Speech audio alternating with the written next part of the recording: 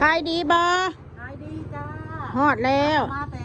สวรรค์นาเขตพี่น้องเอ้ยลูกค้ามากินไข่ลูกบ่มากินเบียร์เย็นๆกับไข่ลูกเราเนาะขายดีบ่อ้วนมึงมื้อนี่ก็มาจากทางไหนที่300ก็อยู่ไหนคนเวียดนามออกมาใช้ได้มากจะขายให้30-40ปิ้งยังอ่ะนะฮะปิ้งตูดไก่หัวใจเอาติ้งหัวใจให้เอ้ยบัดสิช่องน้อยบัดสิบ่ได้อุดหนุนก็สิอุดหนุนนะบัดเอาไปให้อ้ายมัน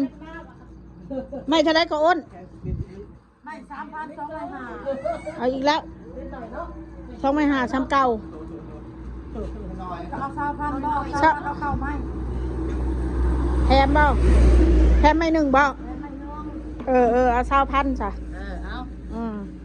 ปิ้งสุกๆเด้อเอาเมื่อให้อ้ายมึงลูกชิ้นย่างบ่ลูกชิ้นเอ้ย20,000ลูกชิ้นใหม่บ่ล่ะเรือนเก่าไม่ละเอาถ้าเก่าบ่เอาเด้อเอาลูกชิ้น20,000เต่าหมดหมู่บ้านนี้หมดเอาเตอเอ้ยเอาน้ำมันนี่ไปนะฮะกระตุ้นน้อยกินแน่ข้อแน่ป้าหน่อยไหมข้อแน่อย่าปลาหมึนหน่อยลูกข้อแน่ปลาหมึนขี้ทีแท้ว่าเพิ่งจะอ้นมื้อนี่ฮะได้ขายอยู่เราก็ได้ราคาที่ถามได้แต่ขายไปมาอยู่ที่30-40,000เนี่ยมึงเจ้าเนี่ย10,000เนี่ยกติ๊กมาซื้อซอย5,000บ่กติ๊กก็มาซื้อเหรอ5,000ก็ซื้อ100แท้โอเคเนาะก่อนเจ้าติ๊กก็ซื้อ100แท้เนาะ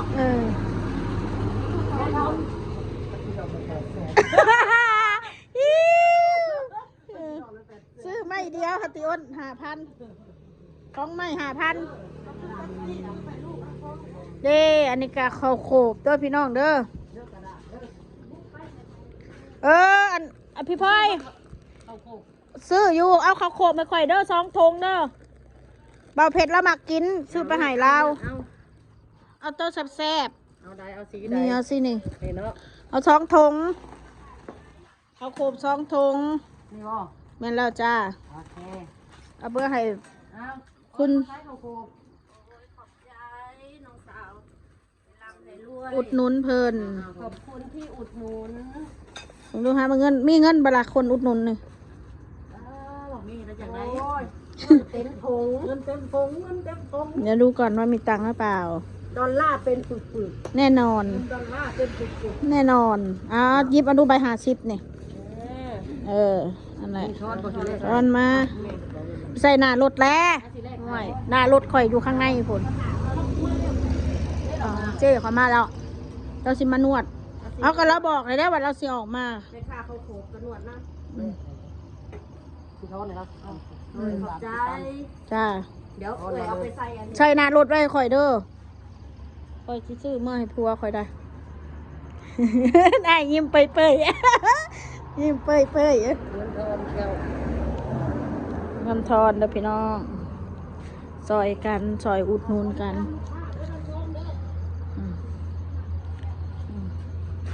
เก้าไม้เด้อปิ้งสุกๆนะเด้ออีอ้วนก็สุกกูให้ได้ห่วย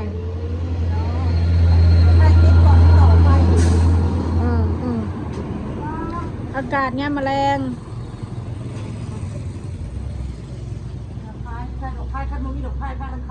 แมนดีแล้วขายฮอด2 ทุ่มจังเข้า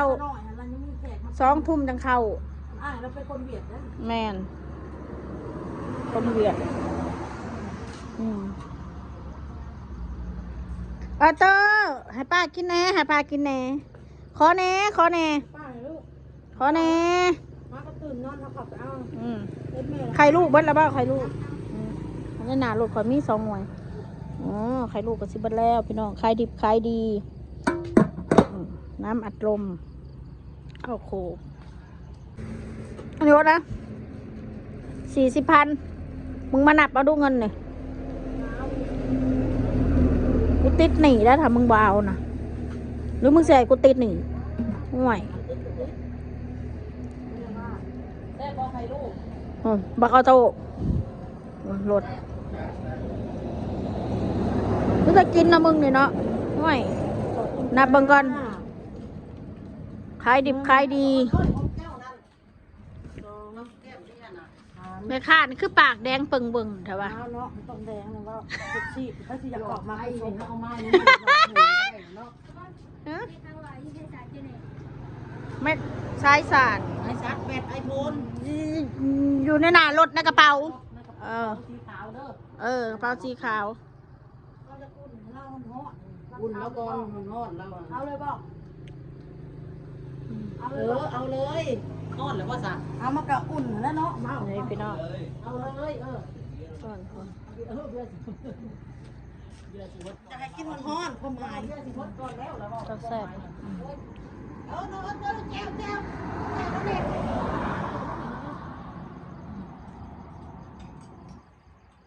เอาแก้วแล้วนี่ ใบหมักยมเลยพี่น้องขอจะไปเห็ดสมซีนขอจะไปใส่สมซีนขอยแมลงขอจะมาเห็ดขอสิเมื่อฟักส้มนะจ๊ะนี่มาตัดไปตองยังไม่ได้ไปตองเลยเสียดสมก็ได้เด้พี่น้องเพิ่นไปเข้าเทคเข้าบาร์มาเพิ่นสิตายบัดเพิ่นก็เมื่อยเพิ่นเลยมาหาหมอนวดเพิ่นสิตาย เห็นมวนว่าสั่นเนาะกับเด็กน้อยเด้ นวดมาเด้อ เห็นเด็กน้อยมวนเพิ่นก็มวนน้ำเด็กน้อยแล้ว มันเด็กน้อยมันคึก เพิ่นคึกคืนเพิ่นสิตายบัดนี้ ผู้บ่าวเขาอยู่ได้น่ะคนเราน่ะ เลยญาติ ผู้สาวมัน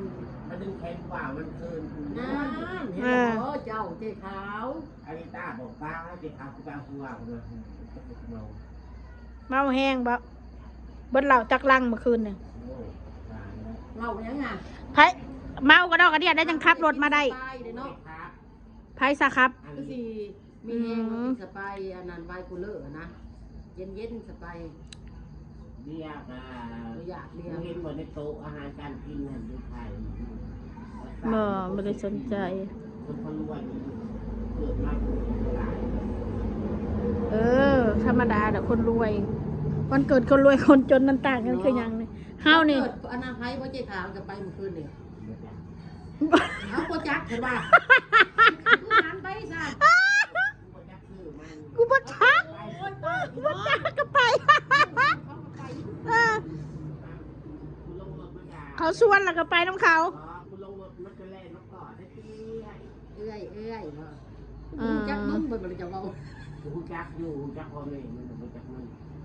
จักบ่แม่เอาว่าซั่นว่าซั่นพี่น้องเอ้ย คนเลยอยากหัวได้เนาะบ่จักว่าซั่น ก่อนแค่อุ้มเรื่องเล่นอยู่มองจักสื่อกัน นนท์บ่ได้ไปนำบ่ มันบ่ไป ได้นะไปไฮโซได้อ้ายน้องมน แม่นล่ะ เอายังบ่ บ่ไปดอกคอย ได้ มันคนละเส้นกัน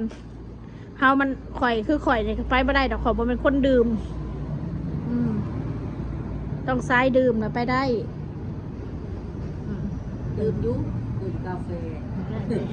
ดื่มไปดื่มกาแฟเนาะ จะเป็นอลิซาอันนี้แต่ละคนโซแคนล่าง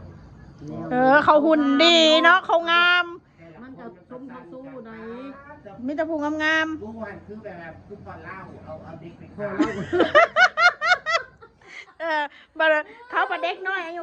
22-23อ่ะนะเขาแต่ง 4-5โฆษณามันจะมียิ่งอย่าง อันนี้พอเล่าอันนี้ เขาก็มีแต่ผู้งาม ไม่เล่าเหมือนพอเล่า ๆโซ่กับพ่อโซ่ละหุ่นเขามันเป๊ะผิวพรรณเขามันสวย มาสิรวมมิตรสิกันนี่อะไร นั่นสิบ่เป็นไข่ค่ะติดละเพื่อมือ หักฮอดอยู่ ปิ้งอันนั้นแหละ หักอันนั้นอย่างนี้ขอบคุณมากก็เขาลูก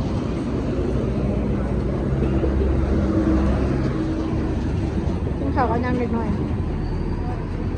กินข้าวกับอะไร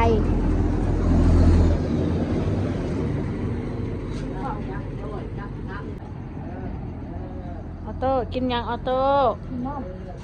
กินแน่ป้ากินน้ำแน่ขี้เถอะวะใส่เสื้อเอื้อยมาหน้าได้นี่ใส่ซีบูใส่ซีบัวนั่นพอกินข้าวกับยังน้องบอล นี่มันก็เลยที่เก่าเนาะ นั่นเลยกินแล้วก็แล้วนี่ขายของแล้วก็ได้กินคือแนวนี้เลยถ้าบ่ขายกันไปซื้อเขากินกับเบิดเงิน อันนี้แซ่บบ่แซ่บแล้วแม่เจ้าเห็ดนะอืมพอยังมาบ่พอนะบ่โตพอยังมาบ่โตหืมน่ะไปเลยอีกพี่น้องก็ซ้ำนี่ละเบิ่งร้านกินข้าวลาไปก่อนขอบคุณทุกเม่นทุกไลค์ทุกกำลังใจเด้อเริ่มฝากอุดหนุนหน่อยเด้อแม่น้อยแม่มารีนำเด้อบายบายเด้อ บ๊ายบายลูกบ๊ายบาย บายบายเอาเฮียแล้วเอาทิมเลย